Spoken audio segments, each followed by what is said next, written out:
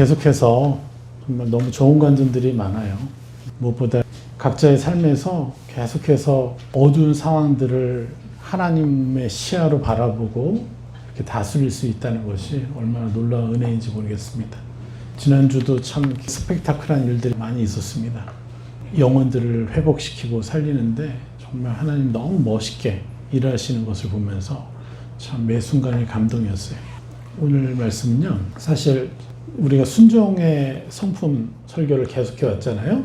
시리즈로 계속 설교를 하다가 11월 중순 이후에 저희가 이제 특별히 영생에 대해서, 영생의 실체를 알아야 순종할 수 있는 기반을 가질 수 있겠구나. 우리가 가는 영생이 어떤지도 모른 채 그냥 순종을 할 수 있다? 참 이거는 정확히 얘기하면 이게 말이 안 되는 거예요. 기반이 없는데 내가 하나님께 어디만큼 순종할 수 있겠어요? 대부분이 그 순종이 자기 의로 빠지게 되더라고요. 이타적이고 무조건적인 하나님의 사랑으로 순종하는 게 아니라 자기의 계산과 아니면 자기를 과시하기 위한 순종으로 가는 거예요. 그래서 이 순종을 계속해서 묵상하고 설교하면서 결국 영생을 우리가 온전히 알아야 장차 내가 하늘나라에 가서 실제적으로 누리게 될 영생의 실체를 온전히 알아야 완전한 순종을 할 수 있겠구나. 그래서 영생의 실체에 대해서 몇 달 동안 설교를 했죠. 예, 그래서 여러분 영생이 이제 보이십니까? 내가 영생에 이런 삶을 살겠다 꿈꾸는 것들이 있어요. 이런 것들이 좀 더 구체화됐을 거예요. 이제 다시 오늘부터 순종의 성품을 마무리하는 시간을 좀 갖도록 하겠습니다. 몇 주 동안. 지난번 순종 마지막 설교에서 다룬 것이 뭐였냐면 반드시 순종해야 될 두 가지 영역, 그 두 가지 영역에 대해서 얘기를 했어요. 첫 번째가 진리에 순종하라는 것이고, 두 번째가 내게 주신 사람인 권위자에게 순종하라. 이 두 가지인데 오늘은 이 진리에 순종하는 것, 이것에 대해서 최종 정리를 좀 해드리는 시간을 가지려고 합니다. 사실 진리에 순종하는 것과 내게 주신 사람인 권위자에게 순종하는 것 모두 사실은 모두 권위자에게 순종하는 거예요. 그렇죠? 하나님에게 순종하니까 진리에 순종할 수 있는 것이고, 권위자도 마찬가지죠. 권위자에게 얼마나 내 삶에 권위를 부여하느냐로 우리는 그 열매를 맺게 돼 있어요. 하나님 그리고 사람에게도. 그런데 모든 기반은, 순종의 기반은 하나님을 사랑하는 것이고, 또 그것은 하나님의 말씀에 순종하는 것입니다. 그래서 오늘은 진리에 순종하는 것에 대해서 마무리를 짓겠습니다. 그래서 오늘 전할 말씀의 주제는 진리에 완벽하게 순종하는 비결, 이런 주제로 말씀을 나누도록 하겠습니다. 자, 우리 본문 말씀 같이 읽겠습니다. 마가복음 12장 28절에서 34절까지 말씀 보겠습니다.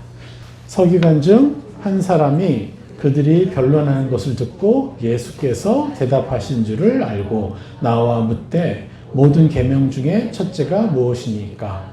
예수께서 대답하시되 첫째는 이것이니 이스라엘아 들으라. 주 곧 우리 하나님은 유일한 주시라. 내 마음을 다하고 목숨을 다하고 뜻을 다하고 힘을 다하여 주 너의 하나님을 사랑하라 하신 것이요. 둘째는 이것이니 내 이웃을 내 자신과 같이 사랑하라 하신 것이라. 이보다 더 큰 계명이 없느니라. 서기관이 이르되 선생님이여 옳소이다. 하나님은 한 분이시오 그 외에 다른 이가 없다 하신 말씀이 참이니이다. 또 마음을 다하고 지혜를 다하고 힘을 다하여 하나님을 사랑하는 것과 또 이웃을 자기 자신과 같이 사랑하는 것이 전체로 드리는 모든 번제물과 기타 제물보다 나으니이다. 예수께서 그가 지혜 있게 대답함을 보시고 이르시되 내가 하나님의 나라에 멀지 않도다 하시니 그 후에 감히 묻는 자가 없더라. 아멘. 할렐루야. 예수께서 분명히 말씀하십니다. 이 서기관들과 바리새인들과 모든 하나님께 소위 헌신했던, 유일하게 하나님 가장 잘 아는 사람들이었죠. 그런데 그들이 찾고 찾아서 하나님의 가장 중요한 계명이 뭐냐고 얘기를 해요. 이들이 가진 것은요 10만 가지 이상의 율법을 가지고 있었어요. 그 율법 하나하나 쪼개가지고 하도 쪼개서 지켜야 될 것, 지키지 말아야 될 것, 그걸 잘게 쪼개서 10만 가지 이상으로 늘려놔 버렸어요. 이스라엘 민족이. 그래서 과연 가장 중요한 계명이 뭔가 이렇게 묻고 있는 거예요. 물론 그들이 쪼갠 그 율법이 말도 안 되는 것도 있지만 굉장히 유익한 게 많았어요. 심지어는 패스트에 걸리지 않은, 전 유럽을 흑사병이 강타할 때 이스라엘 사람들은요 흑사병에 걸리지 않았어요. 그래서 그것이 역으로 학살당하는 그런 원인도 됐지만 그는 율법을 잘 지켰기 때문에 그들이 만들어내는 딱 한 가지예요. 패스 걸리지 않은 거예요. 뭐예요? 화장실 들어가기 전에 먼저 손을 씻는 거예요. 볼일 보고 손을 씻는 게 아니라 화장실 들어가기 전에 먼저 손을 씻고 볼일을 보는 거예요. 아주 간단하지만 이것이 흑사병으로부터 유대인들을 보호했다는 거예요. 그만큼 그들이 계속해서 하나님께 듣고 자신의 묵상을 따라서 적용을 만들어낸 거죠. 그리고 그것을 지키려고 애를 썼죠. 그런데 그들은 실제로 어떻습니까? 이러한 삶을 살았어요. 하나님 진정으로 원하는 삶을. 하나님 진정으로 원하는 삶이 뭐였어요? 30절에 내 마음을 다하고 목숨을 다하고 뜻을 다하고 힘을 다하여 주 너희 하나님을 사랑하라 하신 것이요. 둘째는 이것이니 내 이웃을 내 자신과 같이 사랑하라 하신 것이라. 이보다 더 큰 계명이 없느니라. 네. 참 이 위대한 말씀, 위대한 계명을 우리가 받았어요. 그런데 항상 우리 마음에는 뭐가 있죠? 의문이 있어요. 과연 내가 하나님을 내 마음을 다해서 사랑하고 있나? 내 목숨을 다하고 내 뜻을 다하고 힘을 다하여 하나님을 사랑하고 있나? 100% 노라고 얘기할 거예요. 왜요? 자신이 없거든요. 그리고 내 이웃도 내 마음을 다하고 목숨을 다하고 뜻을 다하고 힘을 다하여 내 이웃을 사랑하고 있나? 100% 노죠. 그런데 우리는 이제 알았어요. 이걸 100% 완벽하게 실행할 수 있는 법을. 이것에 대해서 오늘 더 구체적으로 얘기하려고 합니다. 그런데 먼저 서기관이 그렇게 물었더니 예수께서 29절에 뭐라 그래요? 예수께서 대답하시되 첫째는 이것이니? 그러면서 뭐라고 얘기해요? 이스라엘아 들으라 이렇게 얘기를 해요. 자, 이스라엘의 뜻이 뭡니까? 야곱을 이스라엘로 계명시켜 주신 하나님의 뜻이 뭐예요? 이스라엘? 하나님과 겨루어 이긴 자라는. 이스라엘은요 인간이 갑이 되고 하나님이 을이 되는 역사가 일어난 거예요. 할렐루야. 이게 이스라엘의 참 의미예요. 그래서 인간이 천국을 침노하면 하나님은 주시는, 을이 돼서 하나님의 순종하시는 그 역사가 바로 이스라엘인 거예요. 그래서 예수님 먼저 뭐라고 얘기해요? 이스라엘아 들으라요. 그러니까 이스라엘의 마음을 가진 자, 이스라엘이 무슨 의미인지 아는 자들만이 이제 이 완벽한 사랑, 하나님을 사랑할 수 있고 사람을 사랑할 수 있는 거예요. 이게 바로 뭐예요? 복음이잖아요. 죄인인 내가 물속에서 죽고 그래서 옛사람이 나와 분리되고 의인인 내가 이제 새 사람을 마음껏 침노하겠다. 이게 이스라엘의 의미인 거죠. 네. 당신이 내게 복을 주지 않으면 나는 당신을 보내지 않겠습니다. 이 야비했던 야곱마저도 받아주신 하나님. 그 누구를 못 받아주시겠어요? 자기 자녀들까지 팔아먹은 자잖아요. 자기가 먼저 자기 형을 만나러 가야 되는데, 그래서 자기가 잘못되면 너희들은 도망가 이래야 되는데 자기 처와 아들과 이 모든 것을 먼저 보낸 이 야비한, 그야말로 아버지가 될 수 없는 자. 그런데 그에게마저 하나님은 져주셨어요. 그리고 그에게 찬란한 훈장을 주셨어요. 하나님과 더불어 싸워서 이긴 자라. 그리고 예수님은 말씀하십니다. 나의 이 놀라운 사랑을 이해하는 이스라엘아 들으라. 할렐루야. 네. 그 이스라엘만이 이제 자기의 힘과 뜻과 목숨을 다해서 하나님을 사랑할 수 있게 되는 것이고요. 그리고 내 이웃도 사랑할 수 있게 되는 거예요. 두 번째 말씀 보겠습니다. 베드로전서 1장 22절. 이걸 구체적으로 좀 풀어드릴게요. 너희가 진리를 순종함으로 너희 영혼을 깨끗하게 하여 거짓이 없이 형제를 사랑하기에 이르렀으니 마음으로 뜨겁게 서로 사랑하라. 할렐루야. 여기에는요 4가지의 단계가 나와요. 첫째는 진리를 순종하는 것이고, 그 다음은 영혼을 깨끗하게 하는 것이고, 이건 지난번 설교에서 얘기를 했습니다. 그러나 간단하게 짚고 넘어가겠습니다. 또 세 번째가 뭐예요? 거짓이 없이 형제를 사랑하기에 이르렀으니, 그 다음에 어떤 단계로 가요? 마음으로 뜨겁게 서로 사랑하는 단계로 나아가는 거예요. 자, 진리에 순종하는 것은 뭡니까? 바로 복음에 순종하는 삶을 사는 것이죠. 정확히 얘기하면 뭐예요? 내 상황에 내가 압도당하는 게 아니라 내 상황을 하나님의 빛으로 압살시켜버리는. 여러분, 우리가 사람들을 판단하고 있어요? 사람들에 대해서 불편해요? 그게 뭐예요? 뭘 하고 있다는 증거예요? 어둠에 압도당하고 있다는 증거예요. 그 상황이 부정적이야. 그래서 너무 힘들어. 저 사람은 안 변할 것 같아. 그래서 화가 나. 이게 바로 어둠의 형상에 내가 압도당하는 거예요. 우리는 어둠에 압도당하는 자가 아니라 어둠을 압도할 뿐만 아니라 하나님의 빛을 끌어다가, 내 안에 계신 보혜사 성령의 빛을 끌어다가 그 어둠을 압살시키는 사람이 돼야죠. 이게 하늘의 자녀인 것이죠. 우린 이 진리를 누리는 자가 돼야 돼요. 이것이 진리에 순종하는 것입니다.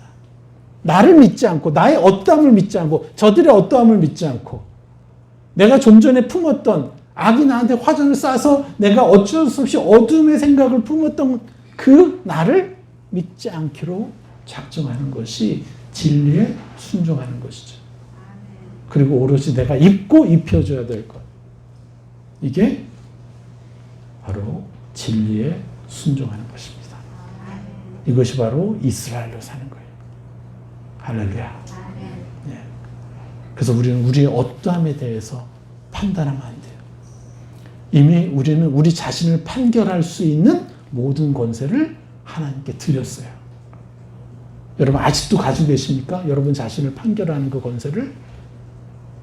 그러면요 40일 금식을 수천 번 했죠. 우리는 바뀔 수가 없어요. 오히려 더 교만해져요. 나 이렇게 금식 많이 했어 이러면서 교만해져요. 더 많은 걸 요구해요. 막. 너희들은 왜 이걸 못해? 이렇게 된다. 그런데 참 복음에 순종하는 사람들은, 참 진리에 순종하는 사람들은요 갈수록 을이 돼요. 갈수록 하나님의 사랑을 품게 돼요. 할렐루야. 그래서 제가 너무너무 감사한 거예요. 내가 어둠에 압도당하지 않고, 내 눈앞에 보이는 것에 압도당하지 않고, 그것을 오히려 압살시켜버릴 수 있는 이 위대한 권세가 우리 안에 있다는 것. 이것을 깨우쳐주셨고 이것을 실행하게 하신 하나님이 얼마나 놀라우신지. 제 인생을 돌이켜보면 다 어둠에 압도당했던 시간이에요. 다. 그렇지 않습니까, 여러분들? 눈앞에 보여지는 것도 그렇지만 내가 혼자 골방에 앉아있을 때조차도 어둠에 압도당하는 시간들을 너무 많이 보냈어요. 너무너무 괴로웠어요. 실패감, 정죄감. 그런데 이 위대한 하나님은 자신의 희생을 통해서 이제 이 모든 저주에서 벗어날 수 있게 하신 거죠. 할렐루야. 그래서 우리가 이거 가만히 있어야 되겠어요. 이 진리를 가만히 가지고 있으면 안 돼요. 끊임없이 기회를 얻든 못 얻든 사람들한테 전해야 돼요. 그래서 이 진리에 순종하면 어떤 일이 발생된다는 거예요? 바로 두 번째, 영혼을 깨끗하게 하여. 영혼이 깨끗하게 된다는 거예요. 여기서 영혼은 뭡니까? 이것도 잘못 번역이 됐죠. 영혼이 아니라 혼이에요. 내적 자. 분명히 지난번에도 구체적으로 다 설명해 드렸어요. 그래서 우리의 혼이, 내적 자가 진리에 순종하니까 어떻게 되겠어요? 당연히 깨끗해지겠죠. 그럼 깨끗하다는 게 뭡니까? 신성하게 되다, 정결하게 되다라는 뜻이기 때문에 내가 계속 새 사람을 입으니까 저절로 거룩한 것에 관심을 갖게 되고 거룩한 것을 갈망하게 되니까 이제 새 사람의 시야와 감정으로 바라보고 느낄 수 있는 상태로 이제 성장해 간다는 거예요. 할렐루야. 그래서 눈에 보여지는 것에 속는 것이 아니라 내가 입혀줄 것이 더 신뢰되는 상태로 성장하는 거예요. 얼마나 멋집니까? 이게 성화의 열매인 것이에요. 그래서 저는요, 사람의 상황, 환경을 믿지 않아요. 내가 입혀줄 것을 믿어요. 그래서 정신적으로 어떤 병이 있어도요, 저는 그것도 믿지 않습니다. 그리고 오로지 그 사람을 사랑해줄 그 사람, 부모와 내가 그에게 어떠한 사랑을 입혀줄 것인가만을 믿는 거예요. 그러니까 어떻게 돼요? 역사가 일어나는 거예요. 이건 뭐 역사도 아니죠. 너무 당연한 상식적인 역사들이 일어나는 거죠. 왜냐하면 이 성화 열매를 계속 얻다 보면 눈에 보여주는 것이 아니라 내가 입혀줄 것에 더 집중하고 그것을 신뢰하게 되면 이렇게 되면 비로소 거짓 없이 형제를 사랑할 수 있는 수준이 되는 거예요. 이 거짓이 없다라는 게 뭡니까? 거짓이 없이 형제를 사랑한다는 게 뭐예요? 거짓은 뭐예요? 바로 스킬로 관계하는 거예요. 스킬로 사랑하는 거예요. 그러면서 그들의 마음속에는 항상 정죄감이 있어요. 사실 내가 저 사람 그렇게 좋아하진 않은데 좋아하는 척하고 있는 거지. 그런 척하고 있다라는 그 정죄감을 그대로 인정하고 받아들일 수밖에 없는 거예요. 이렇게 되면 어떻게 된 상황이 되는 거예요? 스스로를 정죄하고 스스로를 옛사람으로 판결하고 있는 거예요. 거기서 우리는 내 마음에 문을 열어주는 거예요. 그럼 악이 들어와서 나의 전반적인 부분을 컨트롤하기 시작하는 거예요. 내가 내 자신을 정죄하고 있을 때. 그래서 거짓 없이 형제를 사랑하지 말라는 거예요. 그럼 거짓이 없다는 것은 뭡니까? 우리 갈라디아서 6장 7절 스스로 속이지 말라. 하나님은 업신여김을 받지 아니하시나니 사람이 무엇으로 심든지 그대로 거두리라. 할렐루야. 이걸 약속의 말씀으로 오래 받은 분도 계시더라고요. 좀 찝찝했대요. 이걸 받았을 때. 어떻게 찝찝해요? 스스로 속이지 말라. 하나님은 업신여김을 받지 아니하시나니 내가 뭔가를 속이고 있나? 그래서 하나님을 업신여기고 있나? 여태까지 내가 뭔가를 숨은 동기를 뭔가를 잘못 심었나? 계속 정죄의 관점으로 보면요. 이게 굉장히 부정적이잖아요. 이거요. 180도 바꿔서 생각해 보세요. 스스로 속인다는 게 뭐예요? 자기를 옛사람 취급하는 거잖아요. 무엇이 적그리스도라고 그랬습니까? 하나님의 십자가의 복음으로 나를 인정하지 않는 게 적그리스도라고 그랬잖아요. 내 자신을 속이는 것은요, 나를 의인으로 취급하지 않고 인정해주지 않고 새 사람으로 입지 않는 것이 내 자신을 속이는 거예요. 내 자신을 속이는 것은 지금 내가 생각했던 어둠의 생각, 어둠의 감정을 나라고 인정함으로 예수 그리스도의 십자가를 멸시하는 거예요. 이게 자기를 스스로를 속이는 거예요.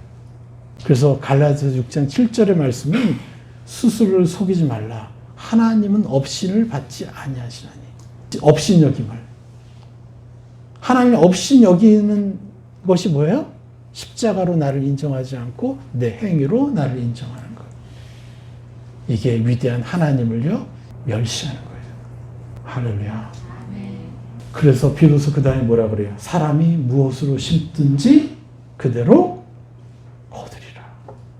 나를 옛사람 취급하면 옛사람에게 수십 년이라도 묶여 있을 것이고 내가 느껴지는 그 옛사람의 감정을 내가 아니라고 거절하고 찬란 예수 그리스도 형상으로 나를 인정하는 것. 심으면 그대로 거두게 돼 있는 거예요.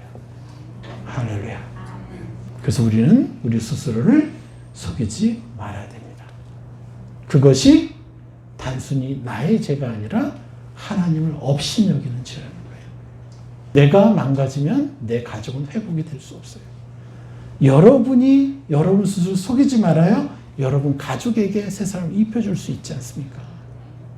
새 사람 심겨줄 수 있는 거 아닙니까? 이게 바로 뭐예요? 거짓 없는 사랑이에요.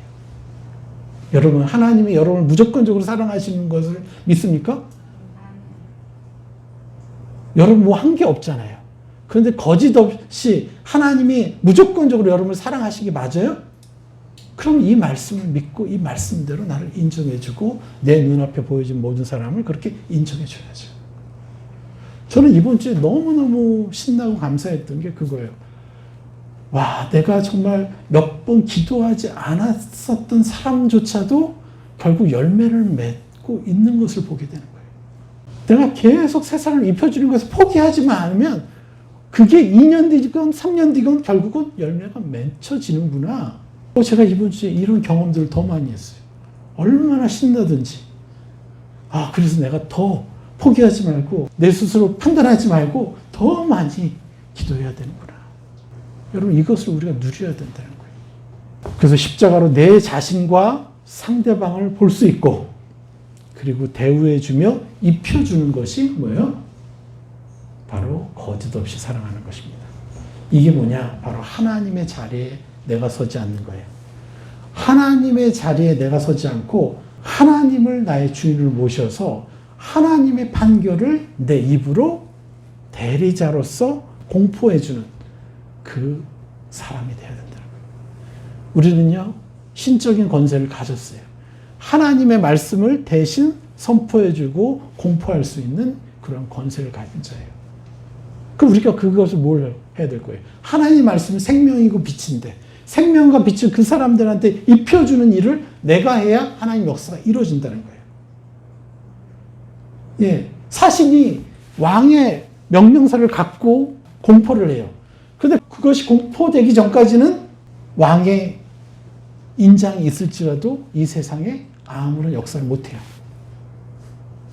비로소 그것을 신하가 가지고 와서 백성들 앞에서 선포할 때, 그래서 그때부터 그 법은 실효되는 거죠. 하나님은 여러분을 다 용서하셨어요. 근데 그 역사가 일어나게 하는 것은 누구를 통해서요? 여러분의 입술을 통해서. 우리가 엄청난, 너무 존귀한 하나님의 사람인 것이에요. 예. 이 일을 이루어야 된다는 것이죠. 그렇게 될 때 어떻게 돼요? 이제 비로소 네 번째, 마음으로 뜨겁게 서로 사랑하라. 예. 마음으로 뜨겁게 서로 사랑할 수 있는 길이 열리게 되는 거예요. 이 뜨겁다라는 게 뭐예요? 골똘하다, 그리고 열렬하다, 이런 뜻이에요. 그러니까 뜨겁게 입혀주고 열렬히 입혀주는 거예요. 그런데 베드로는 여기다 뭐라고 얘기했어요? 먼저 마음으로 라는 표현을 써요. 너무너무 기가 막힌 표현이에요. 그냥 뜨겁게 서로 사랑하라가 아니라 앞에 조건을 달았어요. 뭘로? 마음으로. 내가 어떤 행위 이전에 진짜 행위, 마음의 본질적인 행위, 그들에게 새 사람을 입히는 그 행위, 그건 어디서 일어나는 거예요? 내 육체로 하는 거예요? 내 마음으로 행하는 거예요? 내 마음으로 행하는 거잖아요. 새 사람을 입혀주는 것, 본질적인 행위는.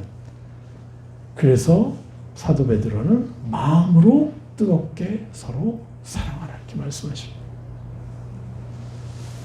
영적 전쟁의 실체, 이것을 알려주기 위함이에요. 그래서 내가 그들에게 새 사람을 입혀주고 내 자신에게 새 사람을 입혀주는 거죠. 이게 우리의 사명이라는 거예요. 뜨겁게 열렬히 입혀주라는 거예요. 내가 입혀주면 반드시 일어날 것이라는 걸 알면요, 한 번 선포할 것도요 100번은 선포할 수 있는 힘이 생겨요. 우리가 왜 자꾸 맨페이지를 하면서 입혀주다가 중단했다가 다시 또 입혀줬다가 또 지쳐서 중단했다가 또 입혀주고 그러죠? 내 눈앞의 상황에 압도당하기 때문에. 그래서 그런 거잖아요. 우리는요, 교만하면 안 돼요. 우리는 우리 힘으로 할 수 없어요. 그래서 내 보혜사 성령님께만 집중해야 돼요. 내 안에 계신 보혜사 성령님께 자꾸 여쭤보고 당신께서 말씀하시는 실체가 무엇인지를 여쭈어야 돼요. 그래야 상황과 사람의 표정에 압도당하지 않아요. 우린 쉽게 상대방의 표정 하나로 압도당하잖아요. 그의 말투 하나로 압도당하잖아요. 우리 그런 압도당하는, 어둠에 압도당하는 인생이 아니라 우리 안에 계신 보혜사 성령께서 말씀하신 그것만을 신뢰해야 된다는 거예요. 이게 우리의 사명이고, 하나님의 아들됨의 사명인 것이에요. 바로 상속자인 여러분의 사명인 것입니다. 그래서 우리가 일어날 것을 신뢰하고 입혀야 되는 거예요. 아주 열렬하게, 뜨겁게. 베드로전서 4장 8절. 무엇보다도 뜨겁게 서로 사랑할지니 사랑은 허다한 죄를 덮느니라. 예. 허다한 죄를 덮을 수 있는 것. 뭘로만 가능해요? 하나님의 형상으로만 가능해요. 하나님의 빛으로만 가능해요. 그래서 우리가 입혀주는 새 사람의 형상으로 그들의 어둠을 압살시켜버리는 그 일이 우리에게 주어졌다는 거예요. 예. 우리 인간이 할 수 있는 최고의 것이에요. 허다한 죄를 덮어버릴 수 있는 이 일이 우리에게 주어졌고 우리가 평생 이 일을 행하면서 살 수 있다는 것은 너무도 놀라운 축복인 것이에요. 할렐루야. 여러분 안에 있는 이 순수한 이 갈망을 여러분 더 하나님께 가져가 몇천 배, 몇만 배로 확장시켜야 돼요.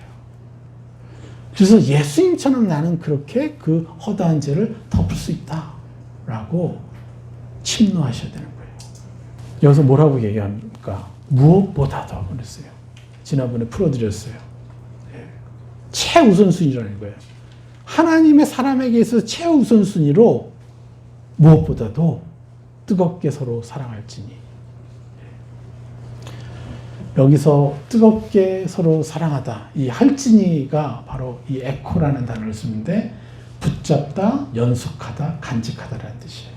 그러니까 한 번 입혀주고 끝내는 게 아니라 뭘 하라는 거예요? 끝까지 붙잡고 놓지 말고 끝까지 입혀주라는 거예요. 그래서 서로를 위해서 열렬히, 열심히, 쉬지 않고 그리고 연속적으로 새 사람을 입히는 사랑을 행하라. 할렐루야. 이게 우리입니다. 이것이 하나님을 완벽하게 사랑하는 비결이에요.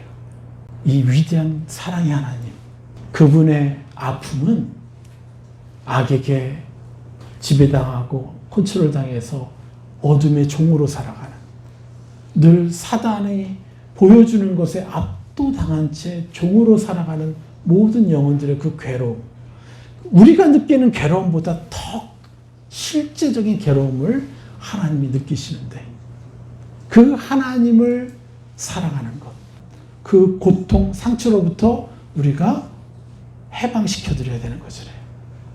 뭐 할 때요? 우리가 열렬히, 끊임없이, 지속적으로 뜨겁게 그들을 위해서 새 사람을 입혀줄 때, 그리고 내 자신을 향해 끊임없이 그렇게 인정해 줄 때 우리는 하나님을 완벽하게 사랑할 수 있는 거예요. 할렐루야. 여기서 분명히 얘기합니다. 허다한 죄를 덮어버린다고. 이 덮다가 바로 칼립토스. 영화 제목도 이런 게 있어요. 아포칼립토 뭐 이런 거. 드러내다. 아니면 이거를 뭐야? 칼립토는 이게 그냥 덮어버려가지고 불은 어떻게 꺼요? 덮어버리면 산소가 없어서 죽잖아요. 그래서 하나님의 빛으로 완전히 덮어버리고 그러면 어둠이요 찍소리 못하고 도망가는 거예요. 아무튼 이 귀신 들린 사람들조차도 그 앞에 가서 그 사람을 사랑하고 격려하는 눈빛만 가져도요 찍소리 못해요. 그렇게 난리치던 사람들도요. 왜 그런 능력이 있는지 아세요? 내가 입혀주면 저 영혼은 원래 찬란한 존재로 회복될 것이라는 걸 알기 때문에. 제게 능력이 있는 게 아니라 내가 가진 하나님에 대한 믿음, 그리고 그 영혼을 나보다도 존귀히 여길 수 있는 믿음. 우리는 더 위대한 지도자가 돼야 돼요. 여러분 한 분 한 분이. 그러려면 어떻게 돼야 돼요? 더 의리 돼야 돼요. 저 사람들은 나보다 더 위대한 존재 될 것이라는 이 확신과 믿음으로 엄청난 문제가 많아서 저들에게서 희망을 볼 수 없는 그런 사람일지라도 내가 하나님의 시야로 보면 저들은 얼마든지 바뀔 수 있다. 이 믿음으로 여러분 행하시면 어떠한 귀신도 떠나갑니다. 할렐루야. 그래서 우리는 명확히 이것을 알고 진짜 예수님의 제자로 살아야 돼요. 2주 전인가 예수님의 제자가 되는 3가지 조건에 대한 얘기를 했었어요. 자기 목숨을 미워하는 것부터 시작해서 그 모든 것이 가능한 것. 자기 목숨을 미워한다는 것, 자기 가족의 목숨을 미워하는 게 뭐라고 그랬죠? 그것도 그들의 옛사람을 미워하는 것이라고 그랬잖아요. 우리가 이것을 온전히 알고 행하면 우리는 찬란한 예수 그리스도의 제자가 될 것입니다. 저는 알아요. 어쩔 수 없어요. 그냥 일반 성도로 천국에 갈 사람이 있고 예수 그리스도의 제자로 천국에 갈 사람이 있어요. 우리 기아이면 예수 그리스도의 제자로 천국에 들어가 영생하면 얼마나 좋겠습니까? 난 여러분 한 분 한 분을 한 명도 놓치고 싶지 않아요. 우리 그러한 사랑을 합시다. 그러기 위해서 우리가 어떻게 해요? 뜨겁게 하나님을 사랑하고 이웃을 사랑하는 것이 진리에 완벽하게 순종하는 것임을 매 순간 잊지 말아야 됩니다. 그래서 그것을 이룰 수 있는 구체적인 비결이 바로 뜨겁게 열렬히 끝까지 입혀주는 것. 이 멤페지를 여러분 정말 최고의 여러분의 보물상자로 여기십시오. 예? 여러분들이 이렇게 이 안에 적어 놓는 이것 하나하나가 정말 하늘나라에서 깜짝깜짝 놀라는 거예요. 천사들이 너무너무 부러워하는 것들이에요. 그래서 때를 얻든지 못 얻든지 쓰고 또 모여서 또 같이 선포해주고. 여러분 이런 삶이 지속이 되면요 1년 안에 여러분 최소 5명 이상의 영혼들을 영접시킬 수 있어요. 여러분의 셀을 개척하십시오. 그래서 그들과 함께 하나님의 깊은 지성소에 같이 들어가서 그들로 하나님과 감정적으로 깊이 교제하고 친밀한 자녀들에게 그 관계를 누릴 수 있도록 여러분 도와주셔야 돼요. 그리고 여러분들 그런 리더가 될 때 더 눈이 열려요. 더 책임감이 생기고 더 힘이 생겨요.